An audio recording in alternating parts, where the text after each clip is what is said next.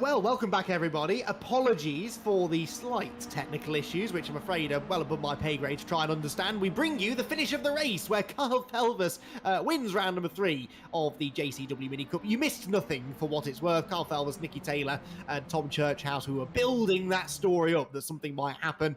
In the end, perhaps for the best, nothing did. So Carl Felvis claims the victory. Nicky Taylor comes home in second place, and Tom Churchhouse will be happy, satisfied maybe is a better word, for his third place finishing position. Josh Martin, Thomas Potter, Lee Piercy, Joel Lask, Andy Carroll, Chris Blakey, and Johnny Ogden complete the top 10, because Ogden did, in the end, successfully catch and pass championship frontrunner Brad Smith, who had a nightmare race there, and he's really going to be hoping that he can make something of the reversed grid, where he'll be starting, well, only midfield, but at least 10 places or so ahead of our race 1 winner.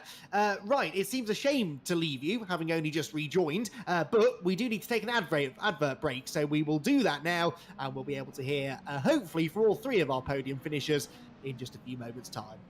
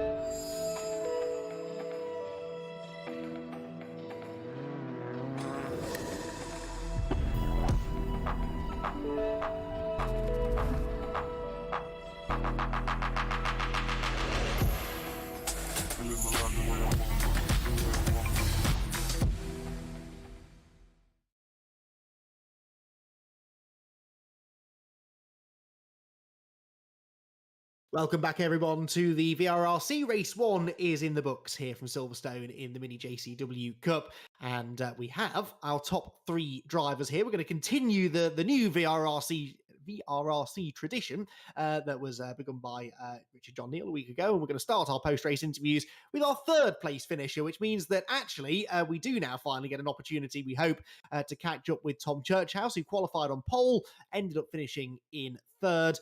Tom, a solid start to the night, an eventful start to the night, actually, because those opening few corners didn't quite go to plan, did they?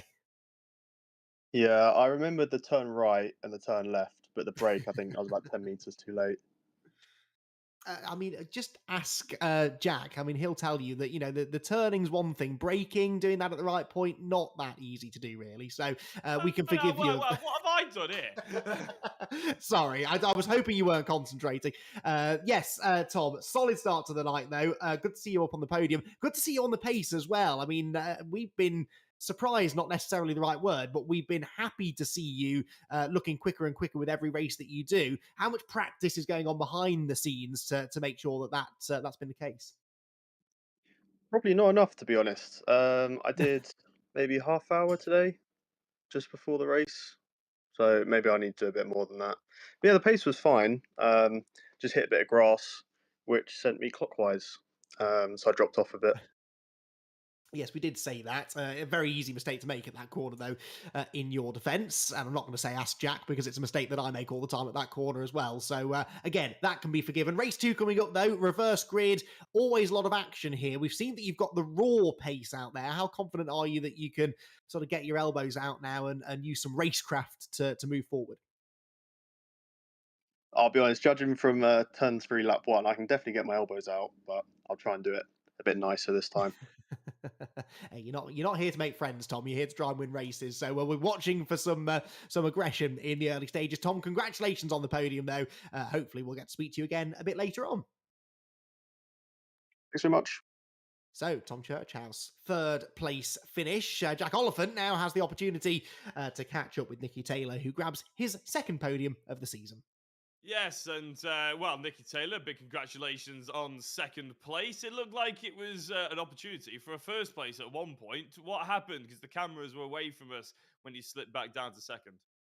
Yeah, me and Kyle just were working together throughout pretty much most of the race. Like we obviously Kyle got the little nudge from Tom at the start, which then put him wide, and then he managed to then come on in front of come on like alongside me going into the right hander before the massive straight.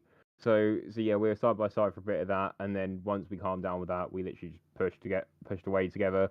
So I kind of had a bit of pace at the start. So Kyle thought it just little like let me through a little bit, so I went through, and then I screwed up my laps, so I let Kyle back through because it was the decent thing to do, and because I was screwing myself over. So yeah, we were just working together, and it seemed to work, and we seemed to fill a gap.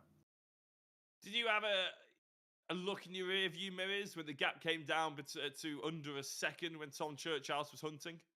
I did a bit, but I was just kind of putting it down to weight at the end of the day. I was like, I know Tom's only on 5 kg, I'm on 30, so the weight does, I think, play into the tyres a bit. And also, I forgot to lower my pressure on my front left, so we'll definitely be doing that because my front left was cooked with about 10 minutes left. But yeah, I saw it was gaining, but I was just trying to focusing on Kyle and seeing what Kyle was doing and just follow with him. Before we hear Carl's perspective, when it came to the last 5 minutes, was that working together agreement out of the window? Was there an opportunity where you two were ever going to fight each other, or was that not really on the cards? I think if I had been a bit closer, like if I had been within striking distance, I think through the last 2 minutes we would have just gone fair game because I think that's how we'd operate. But yeah, I wasn't going to take him out. No stretch of the imagination. I wasn't gonna make any stupid moves on him. So yeah, I'm happy with P2, and me and him work well together. So I think we can go for 1-2 again in a reverse grid would be brilliant. Well, Nicky, it was a big congratulations on second place. Before you go, quick quiz question. How many races has Andy McEwen ever won around Silverstone? Two. Quite a few, I'll have you know. In real life, nil. That's what I thought. Back to you, Andy. Oh, it is game on. Right then. Well done, Nicky. And congratulations on the podium. Right then, we're going to move very swiftly on to our race winner, Kyle Felvers. Kyle, welcome back. Good to have you back on the podium.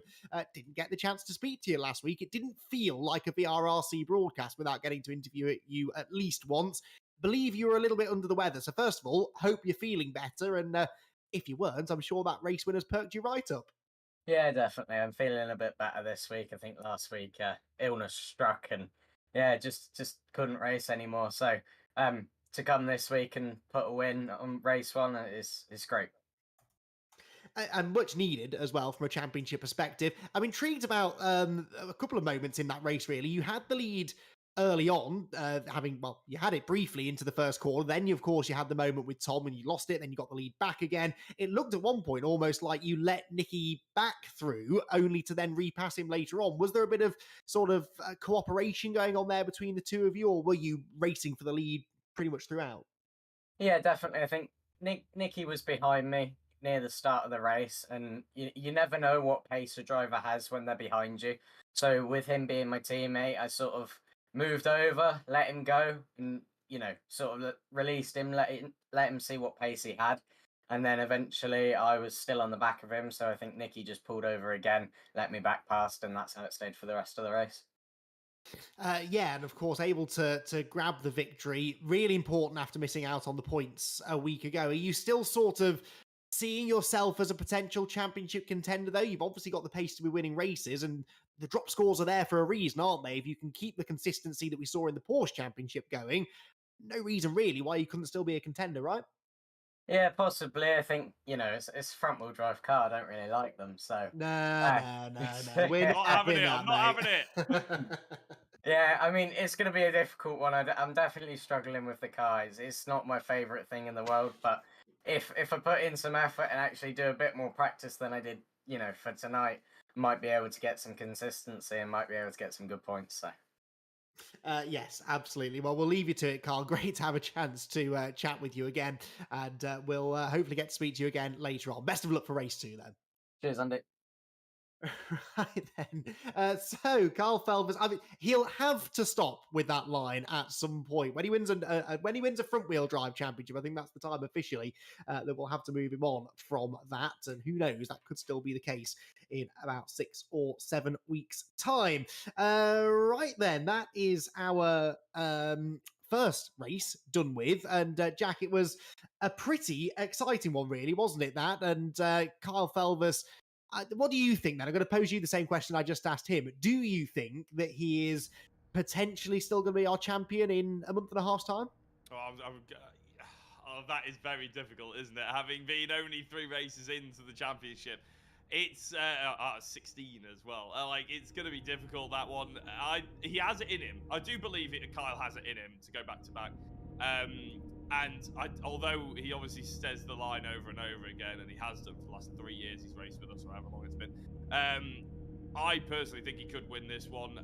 The likes of Joel Lask, hard to beat. I mean, he is quick. He doesn't look it particularly here at Silverstone, but over the course of the season, he's always there and thereabouts. And remember, if it comes down to it on the final couple of races, we know how Joel Lask and Carl Felvers like to race each other. So that one could be a little bit of a talking point as well. I would say that Brad Smith is slightly underwhelming here at Silverstone, but again, quite a quick driver.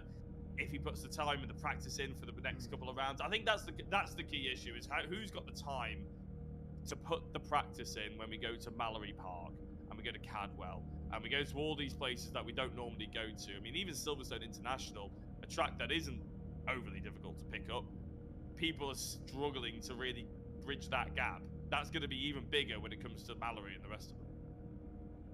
Yes, no, it'll be quite difficult to do practice for Mallory Park, and fairly pointless, I think, because I don't see it on the calendar. Oh, is it not? I kind of wish it was now, though. I think that's a great idea. I'm going to lobby for that for a future championship. Castle Combe, perhaps, I think is what you were thinking of, which is where we're heading in a week's time, and that's going to be it's Anglesey, actually. famously close to Mallory Park. I knew it was some rogue tracks that we hadn't been to before. Yeah, all right, I'll leave me out. I'm tired. That's quite all right. I do want to very quickly, before we dive into this race, pose another question to you. Have you noticed quite a lot of drivers these days, they keep putting this subtle little brag in about how, yeah, I've not really done much practice, to be honest. Yeah, I downloaded the track a couple of hours ago, just turned up, finished on the podium. However, I always found in my fairly brief stint as a semi-serious sim racer that practice didn't really make a lot of difference for me. Were you a driver who needs sort of plenty of practice time before jumping into a sim race? Sim racing hard because I never really did it that properly. I tried to do the sim racing during lockdown. I embarrassed myself massively on a big stream that had a couple of thousand people watching. I decided not to do it again and decided to commentate instead. So I have to say, even in real life stuff as well, practicing has never been something I've loved doing. I either get the track or I don't within 10 minutes, to be honest. So when you whittling down the last couple of attempts, maybe, but ultimately, it's not something I've ever found. When you're searching for 5 seconds a lap like we are, I sort of agree with you, really. Right then, let's see what happens in round number 4 of the championship. The red lights are on. We've got John Jones on the front of the grid, and alongside him, Stuart Henderson, who will win the drag race into turn 1. Let's find out then. Away we go. And John Jones in the red and black car on the outside line, I think is going to keep his nose in front, pulls over to the middle of the road to cover, and Henderson sweeps to the outside line, side by side then just behind them, as we hold our breath, not necessarily through the first 2 corners, but into this big braking zone at Village. Let's hope they all get through. They're going 4 wide at the back of the pack. That involves Nicky Taylor, Carl Felvers, Josh Martin. That's got an absolute pile of Britain all over it. Do they all make it through the tight right-handed? You know what I think they might have done? There was a bit of elbowing going on up front, though, and that has allowed John Jones to make a little bit of a break. Henderson second, third position then for Matt Smith. And would you believe it, Jack? I don't. They've all, I think, made it through the first half of the lap, more or less in one piece. Yeah, well, that goes to show that sim racing isn't always realistic, is it? Because we never have got all 21 minutes to do that bit of the track. But oh, well, we have, and we should enjoy it all at last. Because it may well be a short-lived enjoyment. As we go through Stone up, down towards the chicane, it looks like there's a few people going a little bit wide, but again, actually not too bad. And I have to say, the front two have got a nice little gap to Matt Smith. John Jones, we know, doesn't go down without a fight, and I think Stuart Henderson is about to learn that, because as he looks left, he looks right, he's trying to see if he can make John Jones blink. John Jones doesn't blink. He's constantly on the full offensive or full defensive. He will not move out of your way. doesn't blink, and I'm not convinced he ever uses the mirrors. I think he just gets the blinkers on, doesn't he? Just stares straight in front of him. Doesn't matter what's going on behind him. John Jones just keeps on driving. And I think that's a great way to be, really. Although, as I say that, he takes a very defensive line into Village. Gotta say, though, and I know I'm going to regret this probably within the next 30 seconds, brilliant driving standards on the opening lap, though. That first sequence of corners, so difficult to get through in one piece when you're all congested like that. And they did manage to do so. So fair play where it is due. Down the hanger straight they go. John Jones weaving around to try and break the toe and keep Stuart Henderson at bay. What progress of the front runners from race one? Well, we've got Carl Felbers up into 10th position. We've got Tom Churchhouse 15th. Nicky Taylor only 17th. So perhaps because there wasn't too much drama going on further back, we haven't seen quite the level of progress that we would normally be used to, really, from our race one podium finishers. You're absolutely right. I am going to make a petition to Rich right now, though, in the fact that with Nathan Smith and Matt Smith both racing in white, one being 11 and one being 22, there has to be some bigger difference we can pull out of here. Or at least changing the timing tower so we can see N Smith and M Smith.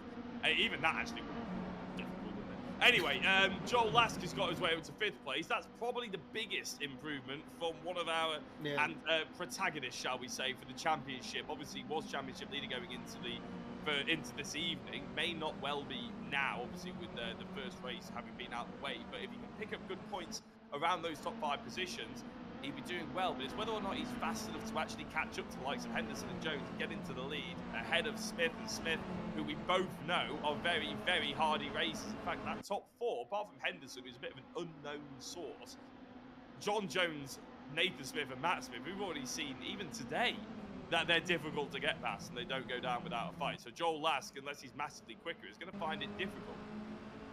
Yeah, no, he certainly is, and we're seeing that really all round, aren't we? Nicky Taylor only gaining 2 places in the last lap or so, and well, Tom Churchhouse actually, as I say, that gets past Josh Martin. That's quite the scalp to claim, isn't it? Tom Churchhouse up into 11th place. Felbers had just gone past Kenny Press, but no one can get past John Jones at the moment. Henderson actually dropping away a little bit, and they're both gapping the pair of Smiths behind.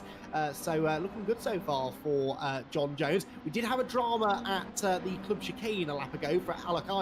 He went off the road into the gravel, so he's dropped down to the tail end of the field. There he is, the purplish car running in 21st and last place. Whilst further up the road, we've got Joel Last battling away, I think, with Matt Smith, that was, for 4th position. He was briefly ahead of Matt, then Matt got him back, and now there's contact, and Lask is sideways. They're both sideways, right in front of Kyle Felbers, who says, thank you very much, guys, I will have 4th place, and didn't really have to work for it one little bit. Lask survives in 5th, but that was drama, and Joel Lask will not be happy because now he's back behind Kyle Felbers, and perhaps a good opportunity to get some points back has gone begging. He wants to try and do something about it, though. Pulls to the outside line into Stowe. This could get exciting, Jack. Yeah, I'm having flashbacks to Oulton Park in the Porsches already, to be honest with you. It's going to get a little bit tasty, and I think Joel Lask is going to be fairly annoyed, as you say. Hopefully the red mist hasn't descended on him. Kenny Press could be the answer to Carl Felbers' headache, though, in terms of Joel Lask, because Kenny Press is right there, and as long as these two start fighting, he's not going to be left without wanting, is Kenny. And 7th place is still Matt Smith. I'm going to put that down. It might be letting him off the hook here a little bit, Andy, if you're probably thinking, but I'm going to put that down to maybe a bit of an experience, but really he should not have been rejoining at that part of the circuit, should he? He should have cut the corner off, rejoined later and given it the place. Yeah, I agree with you. You put in a bit of a box there, really, though, because there's that big curb on the left hand of the inside of the loop. So you sort of think, right, well, I've got to get back on the track before that. But yeah, it is always an option just to cut the corner. Yes, okay, you'll get a track cut, but it's not going to be an improved lap time, you would imagine, because you're going well off the road. So that probably was the more sensible thing to do. But anyway, no major harm, I suppose. Joel Lask still running inside the top 5. Came out of that better than Smith did, that is for sure. Now, speaking of Smith, this is Nathan Smith. He's still hounding John Jones. In fact, he's got past Henderson, hasn't he? So he is now has caught John Jones and is looking to try and get the race lead away. He's going to look to the inside, look back to the outside again, heading down through the Vale, but no way through for the time being. This is proper mini racing though, less than a mini's length between them, and it is John Jones still just about hanging on. Henderson third. I'll be interested though to see whether Carl Felvers can catch this group quickly. At the moment, not really. He's inching towards them. That lap was a 1:13.0, so okay, just over a second quicker than John Jones, but the battling going on up in front is only going to shrink that gap faster. It is indeed, and Nathan Smith is looking like he's interested in trying to go for a cutback manoeuvre on John Jones, and he might just have it. He launches himself over the sausage curb, which I think Jones had just about managed to hold on. He didn't quite hit the apex, but we've spoken before a little bit there, Andy. You don't always need to hit the apex through Village, do you? Because you can just carry that momentum, and it's such a sharp, quick turn, sort of straight down towards the left-hand side. If you keep some momentum, it doesn't actually matter that much, does it? It's easy to defend, and that's exactly what John Jones is doing, almost just driving in the middle of the circuit right now. So Smith is finding it hard. Henderson is just dropped off a touch as well. But I have to say, I'm still impressed with the front three, because Kyle Felvers has not caught up and has not made easy work of this, and they've been going for about 7 minutes now, these drivers. Here is Brad Smith, and the final Smith in our triage of drivers, against Johnny Oulton and Tom Churchhouse. So Brad Smith, obviously a championship contender, Johnny Oulton new to the championship, Churchhouse new and also quite quick here today with Josh Martin. This is a tasty treat for the eyes. Oh, bit of contact on the exit there between Churchhouse and Oulton, but they both survive. I have to say, fair play to Brad Smith. He's clearly not got the ultimate pace tonight, but he's still fighting. He was 10th the last time I checked, and he's now briefly at least up into 7th place. Back to the leaders, though. This is Carl Felvers. He's already got past Stuart Henderson. Now he goes around the outside of Nathan Smith. That's brave. Nathan just about leaves him the space. Felvers has the outside line now, heading down into the link. He's going to turn across the nose of Nathan Smith, who did not have to get out of the way there, in fairness. There was a bit of a touch, and they will still be side by side coming off the corner. Joel Lask, hunting around behind as well, is trying to join the party too. So door handle to door handle down the hanger straight. Nathan Smith on the left, Carl Felvers on the right, and Carl is going to be faced with the rather an enviable task of trying to go right round the outside at Stowe Corner. Is that going to pay off? No, it's not. Nathan Smith, as he's well entitled to do so, is getting his elbows out. He's making that a very wide mini JCW, and actually this is backing Felvers back into Henderson and Lask behind him. Yeah, I have to say, was that a bit of a cut? My street went a little bit laggy there, but Nathan Smith still in 4th place. It did sound like a bit of a cut. We had Sam Henderson, Joel Lask, all lining up to try and overtake Carl Felvers, and ultimately Nathan Smith. Smith goes defensive on Abbey. Here goes Felvers yet again, trying to go for the outside. No, he's going to go for that cutback. He just wants some clean momentum. That's all he needs to get up the inside of Village. He's going to have an opportunity here. No, he's too far back, Andy. That's a massive lunge if he goes for it, which he's just about thinking about as Nathan Smith goes wide. Momentum may well be carried. There's still door bagging. There's side on side.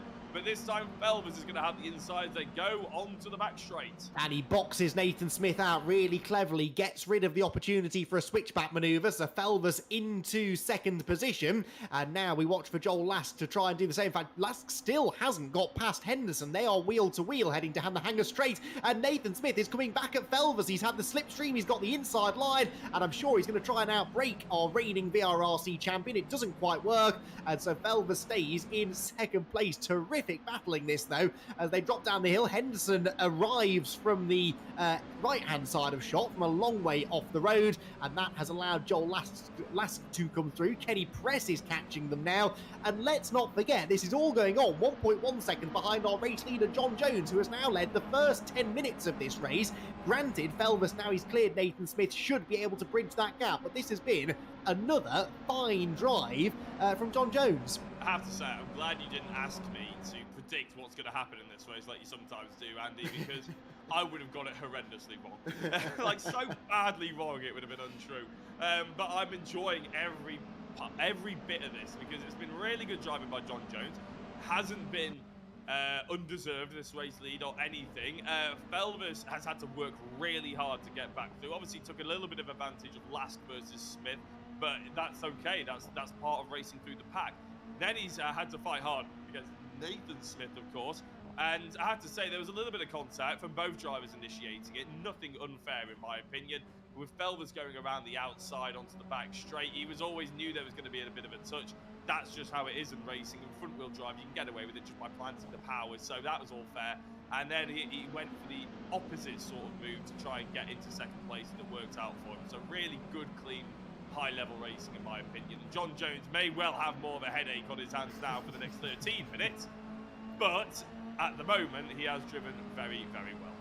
Of all the people, Kyle Felvers wishes he wasn't chasing down for the race lead. John Jones is probably quite high up that list, really, along with maybe Joel Lask, but he's got a car between himself and Joel, and he has now caught John Jones, who I'm sure is not going to be waving the white flag anytime soon. Goes very defensive into Village. He's probably outbraked himself, though. Yes, he has. And actually, after all that build-up, it's made very easy for Kyle Felvers, who does move into the lead of the race. Now, can Nathan Smith follow him through? He's looking to the inside, does more than look. Absolutely lunges up the inside of John Jones, just about makes the corner, and just like that, 2 places lost. But the overhead view showing brilliantly how the momentum worked there through the corner. Nathan Smith charged the entry, got the move made, but was much slower off the corner than John Jones, who comes back at him now on the outside line towards Stowe, and they are going to, I think, probably stay in the same positions, but that just forced a defensive move out of Nathan, and that bottles them all together, brings Joel Lask back into play, as Nathan Smith once more has to watch the mirrors, covers the middle ground. Here comes Lask,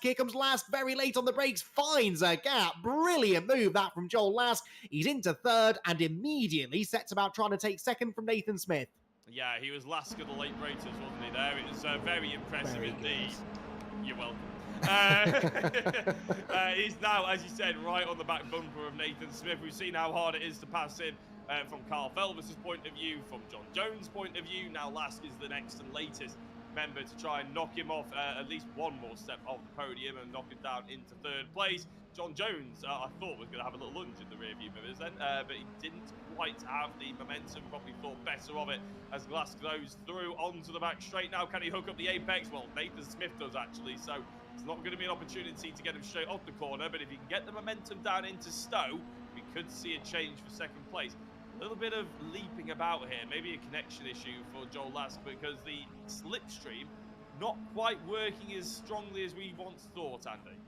No, it's not really, is it? More's the pity as far as Joel is concerned, but if he could just get this second place, get out of this battle, I think he'll be very happy with that. That car is a heavy car, remember, this week, and if he can still manage to get himself on the podium in race 2, he's going to be pretty satisfied, I think, with that, really.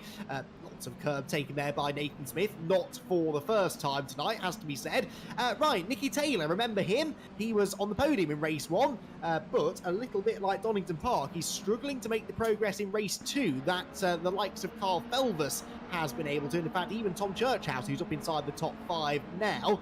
But Nicky Taylor wanting to try and get past Samfir Radu, who, bear in mind, hadn't turned a wheel around this track until a couple of hours ago. Well, he's fending off one of our expected championship front runners. They almost trade a bit of virtual paint coming off the corner. And here comes Thomas Potter as well. A 3-way fight. Potter almost thinks about going up the inside of the pair of them. Settles in the end for just challenging Zamfir Radu, which he does. Excellent clean racing from the 3 of them. And Nicky Taylor up into 9th place. Yeah, it was a good move, wasn't it? And Potter sliding his way on through to try and take advantages.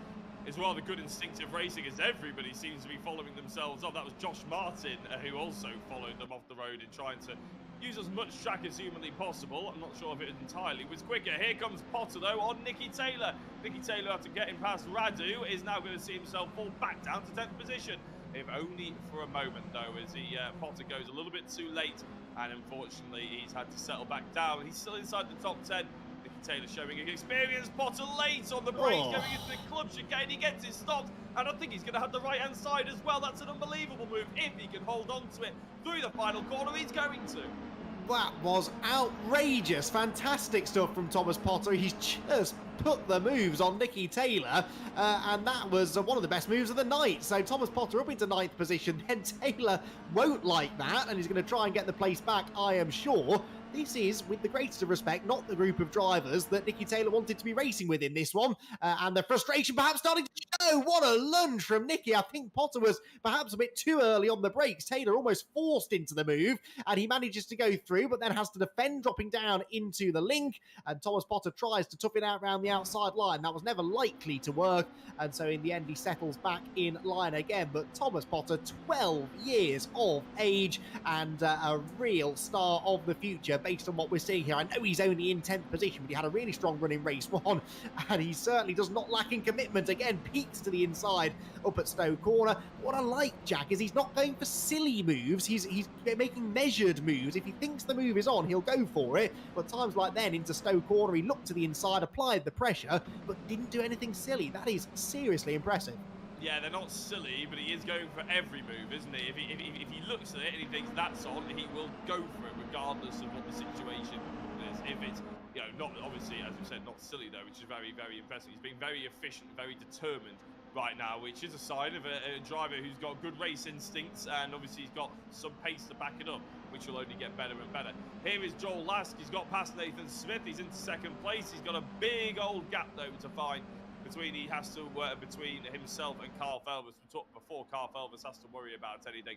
I think Lask versus Smith is probably going to be the podium. John Jones still in 4th place, but now is Churchhouse breathing down his neck. Could we see Churchhouse with a double podium before the evening's end? We've got 8 minutes to see it, and if Lask versus Jones keeps on going, no, it's Lask versus Smith, isn't it? My apologies. Keeps on going, then it'll end up holding each other up. You never know, Churchhouse could be in with a sniff. Well, yeah, because having got past Nathan Smith, Joel Lask can't get away, can he? I'm really impressed with Nathan Smith tonight. Had a solid first race, and certainly a spectacular first race. But Joel Lask, who is heavy at the moment, 45 kilos on board his car, is struggling to get away from him here. Yes, the ballast is a factor, but that's the point of the ballast, isn't it? It's supposed to level the playing field, and it certainly is. It's giving drivers like Joel Lask, like Nathan Smith, like even John Jones, really, an opportunity to shine, give them some track position, and they're more than capable of mixing it at the front. Right, here comes the battle I really want to watch. This is the one for 9th place. Nicky Taylor versus Thomas Potter. Taylor got back through, as we saw a lap or so ago, but he cannot shake the youngster, and Thomas Potter, in fact, again, hunting around on the inside line. Taylor didn't dare turn in, and so they're side by side coming off the corner. Yeah, he sent some real speed through there, almost drifting the back end, but that helped him get the rotation, and he's up the inside of Nicky Taylor. This could be a drag race down to Stowe. Tell you what, this is absolutely stunning, isn't it? I'm enjoying this thoroughly, and there's even a battle behind that we haven't really been able to keep an eye out on. Piercy, Oulton, Carroll as well. As we go down towards Stowe, they're still swerving in the background. Not entirely sure who it is, because we're focusing on 38 versus 17, Potter and Taylor. Taylor obviously previously a race winner here at VRRC, and I think he's just about got the outside line done and dusted. Yeah, but now Josh Martin's starting to buy into all of this as well. This was already an exciting battle. It's about to hit fever pitch with 6.5 minutes to go. Whoa, Potter right up on 2 wheels over the sausage curb. That slows him down. It allows Josh Martin up the inside line, and Josh should be afforded the room on the apex. Well, he makes the room on the apex, and will, I think, gain the place. Bit of a shame that for Potter. You don't want to be riding that sausage curb that hard through the club chicane. It does lose you forward momentum, so he loses a place for now, but I somehow don't think that's the last time we'll be mentioning his name in this race. 6 more minutes, and he's already trying to find a way back ahead of the green number 89 machine. In fact, he's got his nose back ahead on the outside line, but Josh Martin comes off the corner just about in front. Fascinating stuff, this brilliant battle. It's refreshing, isn't it, Jack, to have all of these new names on the grid, because we don't really know how they're going to race each other. We already know how the likes of a Joel Lask or a Nicky Taylor or a Carl Felvers will handle a certain situation, but now we're learning all of these new drivers' traits and who's going to send it, who's going to be a bit more circumspect, who's good at defending, who's good at overtaking, who is good at saving big slides. Well, not actually Thomas Potter in the end, because he ends up on the grass on the inside line. I think he got into the back of Josh Martin slightly. That is an awful shame, because they were so closely packed behind him that that's cost him about 5 places. Yeah, well, hopefully, obviously, he'll be annoyed at that, but he'll have a big grin on his face when he actually looks back at some of the moves and looks back at the broadcast as well, because he has been tremendously exciting. Yes, okay, that was a pretty big mistake. Luckily, Josh Martin didn't come off any worse from it, because obviously otherwise there would have been penalties potentially to be looked at and everything. As Joe Smith looking, nibbling, not even quite actually having the space to crowbar a gap up the inside of Joel Lask there, and he's just about got away with it. what I love about Thomas Potter, though, Andy, is I'm not sure about you, but especially that fight with Nicky Taylor, it was like watching Nicky Taylor versus Nicky Taylor, but you know, Nicky Taylor from about 2 years ago when he started with us, when every move was on. He decided that if there's a space, okay, I'll fill it. Why not? What's the worst that can happen? And that's what I really enjoyed there. As you said, we didn't see anything big or anything bad come out of it, but it was a driver who was very keen to move forward and had no fear whatsoever. Yeah, absolutely. That is a very good point, actually. A really good point. That is exactly what that reminded me of, too. Or a Kyle Felvers. Kyle, of course, started racing with us when he wasn't much older than Thomas Potter is now. He's no longer the young kid of the grid, Kyle Felvers. I mean, he is compared to us, but he is no longer the youngest driver out there. 13 years old he was when he started.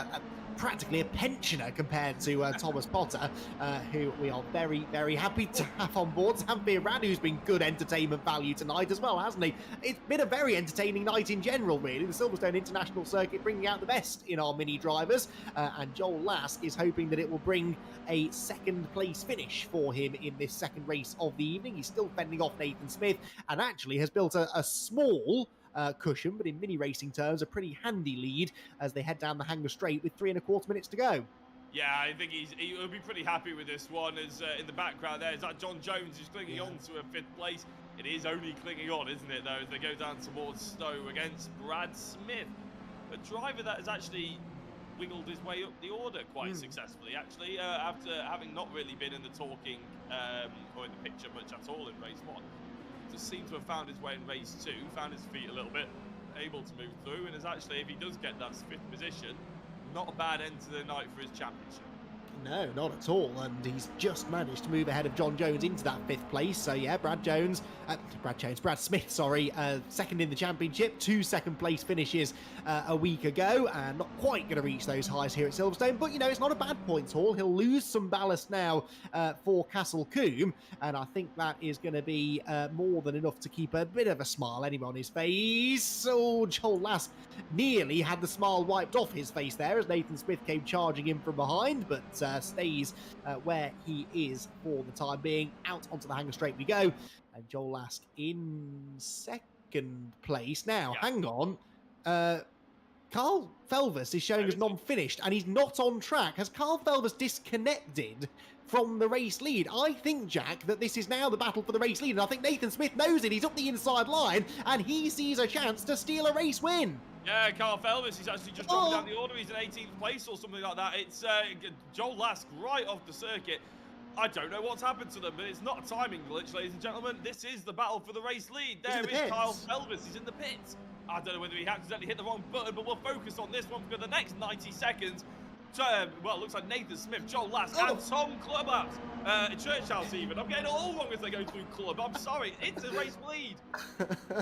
What a battle. What a battle this is. 2 laps to go. 3 drivers under a handkerchief going through Abbey Corner, and Nathan Smith's got the lead back. There is Felvers back on the road in 19th place. What on earth is happening? I've no idea. I'm sure he'll jump on the YouTube chat later on to explain to us, but Carl Felvers is now going to score hardly any points from this second race of the night, and in fact Joel Lask in danger of suffering the same fate because he has contact from Tom Churchhouse. This could be exactly what Nathan Smith needs to grab what I believe would be his first victory with us here at the VRRC. If those two start scrapping behind, he might just be able to do this. Yeah, Churchhouse with 45 seconds wants a higher podium position than the one he's currently operating in. Joel Lask going very defensive.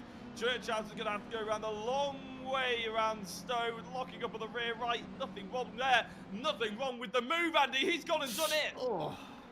Wow, what a brilliant bit of racecraft that was, and Tom Churchhouse through into 2nd place. Now, can Churchhouse get the victory? He will feel a little bit robbed, actually. Remember, he was on pole position for race 1, fastest in qualifying, had that little to-do with Carl Felvers on the opening lap, and then that really was his shot at a race win gone. But here he is with 1 lap to go. 3/4 of a second he's got to try and gain here on Nathan Smith. Of course, on that lap he was 4/10 slower, but that lap included that rather spectacular overtake against Joel Lask. He's already taken a couple of tenths out of him in the first corner alone. He's going to catch him, Jack, I think, but will he find a way through? tell you what, they're all going to catch Kyle Felvers, who seems to be just ahead of him on the track map. Anyway, I'm not entirely sure. Felvers was disappeared, then he's back. His connection's all over the place. Yeah. Anyway, we'll worry about him another time. Hopefully, we'll have a chat to him potentially. He is right at the back of the field, though, and I think he's just got into the pits as a DNF. So his connection is absolutely gone. Maybe that's the cause of the problem.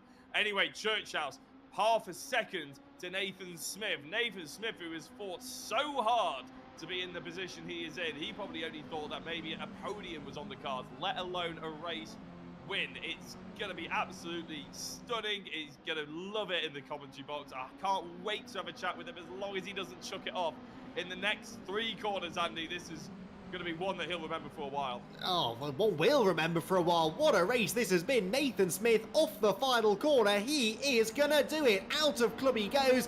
Nathan Smith, a winner at the VRRC from Tom Churchhouse in second and Joel Lask in third. I think Lask will still be happy with that, but my word, he could so easily have won that one, couldn't he?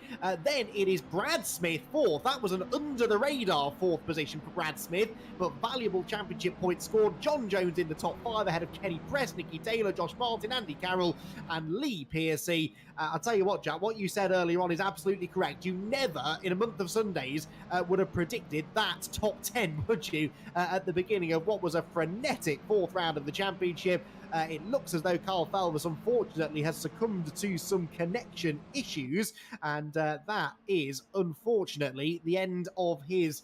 Well, maybe not completely the end of his championship hopes, but it certainly is not going to help his championship standings. A 3rd non-score from the first 4 races of the season. But let that not detract from Nathan Smith, who put up a fighting drive regardless and thoroughly deserves that race victory that he has just claimed. We will have all of the breakdown from our second race of the night, and there'll be plenty to unpack in our post-race interviews. They're coming up in just a few minutes.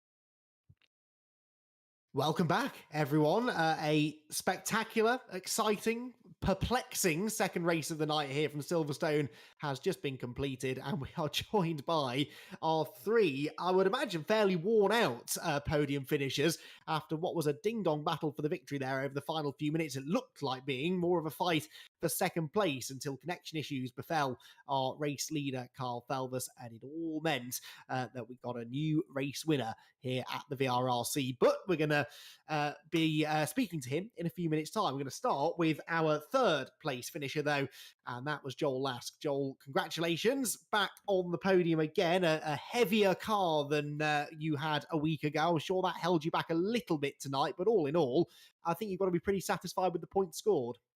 I must admit, if someone had told me I was going to get 3rd place at the end of that one, I'd have bitten your hand off. The car's just been horrible to drive with all that ballast. I was hanging on for dear life from probably 10 minutes towards the end. Tyres are completely gone. So, yeah, that was definitely an interesting one, I'll put it that way. Yeah, I mean, a slightly confusing finish to the race, obviously, but I guess you weren't really able to focus on what was going on with Kyle because you were embroiled in a fantastic scrap there. You and Nathan had a great battle all race long, and then that sort of allowed Tom to join in at the end there. A good, fun battle to watch. Were you enjoying being a part of it? No, not really. Battle-wise, yeah. I mean, it was great. Fair play to Nathan. He definitely had more pace than me, and he was obviously sitting back and waiting to make his move, which he did do. So fair play to him. But yeah, the weight difference between both him and Tom was quite vast. So I was expecting it to happen. I was just waiting for it. And I thought, you know what, I might be able to hold him off. I might be able to white line it, but the tires are completely gone by the end, and I was unsteering all over the place. Unfortunately, I think tyre management is going to be something you really have to deal with next week as well at Castle Combe. A bit of a venture into the unknown, really. We've not raced at Castle Combe perhaps ever, or certainly not very often here at the VRRC. So plenty of practice laps for next week. Oh yeah, definitely. I mean, my plan was I'll drop a load of weight on this one from coming so far back, but apparently that hasn't happened. So we have to go to Plan B here and change up the approach a little bit. But yeah, lots of practice laps to go in. So you see, you will keep on finishing on the podium, Joel. That's the deal, unfortunately. But really solid night for you, and congratulations. Some more good points scored. We'll see you again next week. Cheers, appreciate it. So, Joel Lask gets the third place finish. It's a second place finish this time around, but a consistent night for Tom Churchhouse, who catches up now with Jack. Yeah, Tom, I mean, at pole position, second place, another podium as well in race one. I mean, my goodness, that was a good night. Or do you sort of feel like it could have been slightly better? It probably could have been, but I'll take second and second, especially coming from the back as well. Just trying to keep it consistent. And you know what? I didn't lamp anyone this time, so it went quite well. I like that attitude. Yeah, take the positive out of that one. You obviously came at a late surge right at the end there, didn't you? Did you see Nathan and Joel having a little bit of a battle and thought, I sniff a race victory here? Did you even know a race victory was on the cards? Because obviously there's the confusion about that as well.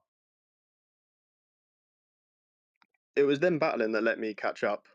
Without that, I'm not sure if I would have, even with the pace difference. So, yeah, I didn't expect a podium, though, definitely not. Right, it was very impressive indeed. Is this the sort of pace we can come to expect from you for the next couple of rounds then? Or have you got the time to practice it? Have you got the time to go on and make a real charge for the championship? I'll definitely practice more as I'm getting used to the front wheel drive. But I look forward to a very, very heavy car next time round. That is the disadvantage of obviously doing well. But 2 second place, a pole position, not a bad points haul for you, Tom. Congratulations and well done on a very entertaining evening's racing. Cheers, guys. Yeah, well done, Tom. Really solid night, and I think we're going to be talking about him a fair bit more through the next 6 weeks or so. Likewise, actually, the driver who came out on top in that race, Nathan Smith, who joins us now. Nathan, I was already saying during that race how impressed I'd been with how your night had gone, and well, it ended in perfect fashion with a race victory, and what a race to win as well. You really had to fight for that. Yeah, it was. Yeah, I'm very, very tired. I don't know if I can call it a win just yet because I feel quite bad for Kyle, obviously with his connection issues. But to come across the line in first place was brilliant for me. It's first time I've done it with VRRC, so yeah, really, really pleased. Yeah, exactly. I mean, it's sort of been on the cards, I guess, because you have been quick. You were quick last week at Donington. Obviously, even faster again here at Silverstone. Is this a car that you were, you were always confident that you'd be quick in, or is it just that you've been really putting the practice in? You really like the track. What is it? Do you think that's been the main reason that this has become a reality? Well, to be honest with you, it's neither. I didn't even download the track to practice on until we were coming straight into the race this evening. So that I've just been flat out all week. And then this car, I've never driven it before. Donington was the first go, but I just seem to have gelled with it quite naturally. I don't know. It's good. I mean, in that race there, Joel is definitely the better driver, had more pace. Kyle obviously disappeared, but I could really see Joel fighting hard with his extra weight, and it's just a waiting game. And then I managed to just pick him off, and then I had to start sweating even more when Tom caught up. So yeah, it was just hard work. But no, it's brilliant race.